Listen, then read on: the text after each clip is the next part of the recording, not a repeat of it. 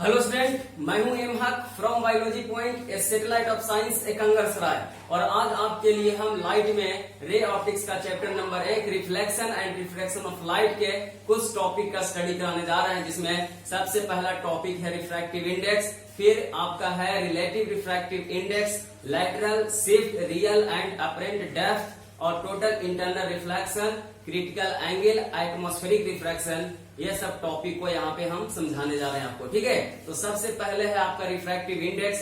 Refractive index अपवर्तनांक जिसका symbol mu होता है, और इसका अगर हम एक्सप्रेशन देखें तो लिखते हैं हम लोग mu is equal to speed of light in the vacuum और बटा speed of light in the medium. Mu is equal to 3 × 10⁸ metre second -1, और उसके बाद speed of light in the medium बटा में लिखाएगा वो भी मीटर सेकेंड -1 में, और इस तरह से वो यूनिट जो है एक दूसरे को कैंसिल आउट कर देगा।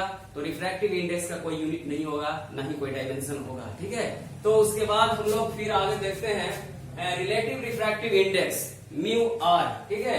तो इसमें दो माध्यमों में निरपेक्ष अपवर्तनांकों के अनुपात को रिलेटिव रिफ्रैक्टिव इंडेक्स कहते हैं। और यहाँ लिखा हुआ है किसी मीडियम 2 का रिफ्रैक्टिव इंडेक्स मीडियम 1 के रिस्पेक्ट में, तो जिसके रिस्पेक्ट में कहेंगे उसको पहले लिखेंगे और रेशियो में लिखेंगे। जिसके रिस्पेक्ट में हम लोग रिफ्रैक्टिव इंडेक्स का मान निकालते हैं उसको पहले लिखते हैं और बटा में लिखते हैं, ठीक है। इस तरह से हम लोग यहाँ पे 6 कंडीशन बना सकते हैं। ये सभी कंडीशन को आप नोट कर लेंगे, जिसमें से यहाँ पे किसी एक कंडीशन से क्वेश्चन यहाँ दिया गया है कि वाटर और ग्लास का रिफ्रैक्टिव इंडेक्स 4/3 और 3/2 है, तो वाटर का ग्लास की अपेक्षा रिफ्रैक्टिव इंडेक्स क्या होगा। तो लिखेंगे हम लोग glass mu water is equal to mu water बटा म्यू ग्लास, और वैल्यू रखेंगे दोनों का, आंसर आएगा 8/9। और इस तरह का ऑब्जेक्टिव क्वेश्चन बोर्ड में पूछा गया है, ठीक है। तो इसको आप नोट कर लेंगे। आगे बढ़ते हैं हम लोग। आगे कुछ मटेरियल्स का यहाँ रिफ्रैक्टिव इंडेक्स है। एयर का सबसे कम होता है, डायमंड का सबसे ज्यादा है 2.2, ठीक है। उसके बाद लैटरल शिफ्ट। तो लैटरल शिफ्ट क्या है कि यहाँ पे रेयर मीडियम से लाइट को पास कराना है डेंसर मीडियम ग्लास स्लैब से, और उसके बाद फिर वो पास करेगा वहां डेंसर से, फिर रेयर में जाएगा। तो इस तरह से जो इनिशियल है और फाइनल है वो जो वहां पे जो शिफ्टिंग होता है, या जो शिफ्टिंग है यहाँ पे, इसी को हम लोग बोलते हैं लैटरल शिफ्ट, ठीक है, या लैटरल डिस्प्लेसमेंट। वहां पे डेफिनेशन लिखा हुआ है, आप उसको नोट कर सकते हैं। उसके बाद रियल एंड अपरेंट डेप्थ, ठीक है। एक यहाँ वाटर में नीचे बॉटम पे एक ऑब्जेक्ट है, जिसको ऊपर से देखने पर इमेज जो है उसका थोड़ा सा ऊपर दिखता है आई पे। तो उस कंडीशन में यहाँ पे हम लोग इस डायग्राम के हेल्प से हम लोग वहां पे रियल और अपरेंट डेप्थ का वैल्यू निकाल सकते हैं। तो म्यू का जो वैल्यू निकलेगा 1μ2 is equal to capital H बटा स्मॉल h, ठीक है। कैपिटल H रियल डेप्थ है, जबकि स्मॉल h आपका अपरेंट डेप्थ है, ठीक है।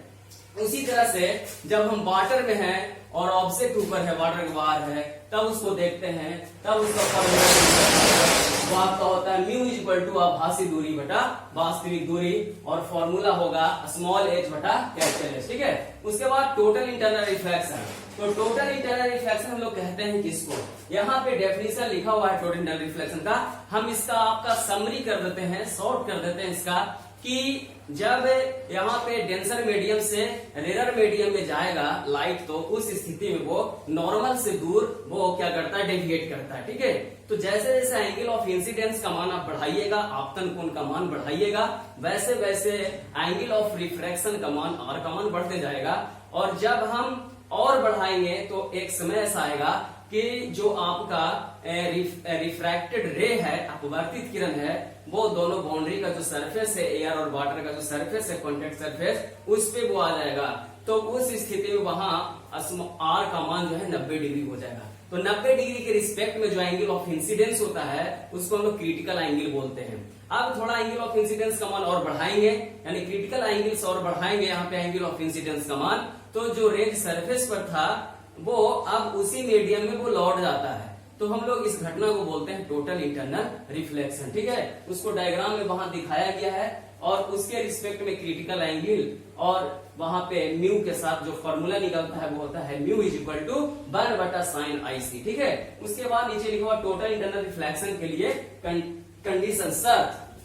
पहला है प्रकाश को डेंसर मीडियम से रेयर मीडियम की ओर चलना चाहिए। सेकंड लिखा हुआ है कि आपतन कोण का मान क्रांतिक कोण से अधिक होना चाहिए। ठीक है, नीचे लिखा हुआ वैल्यू ऑफ क्रिटिकल एंगल, कुछ सब्सटेंसेस का क्रिटिकल एंगल का वैल्यू वहां पे लिखा हुआ है। एटमॉस्फेरिक रिफ्रैक्शन, अगर रिफ्रैक्शन एटमॉस्फेयर में हो रहा है, चूंकि एटमॉस्फेयर का जो लेयर है वो अलग अलग डेंसिटी का होता है, तो वहां भी रिफ्रैक्शन होगा। तो एटमॉस्फेयर के कारण जो रिफ्रैक्शन होता है उसको हम बोलते हैं एटमॉस्फेरिक रिफ्रैक्शन। और इसका अगर हम एग्जांपल देखें तो ट्विंकलिंग ऑफ अ स्टार जो है, तारों का जो टिमटिमाना है, वो आपका एटमॉस्फेरिक रिफ्रैक्शन का सबसे अच्छा एग्जांपल है। उसके बाद सूर्योदय तथा सूर्यास्त के आभासी समय में जो अंतर है वो भी हमारा एग्जाम्पल है यहाँ पे एटमॉस्फेरिक रिफ्रैक्शन का।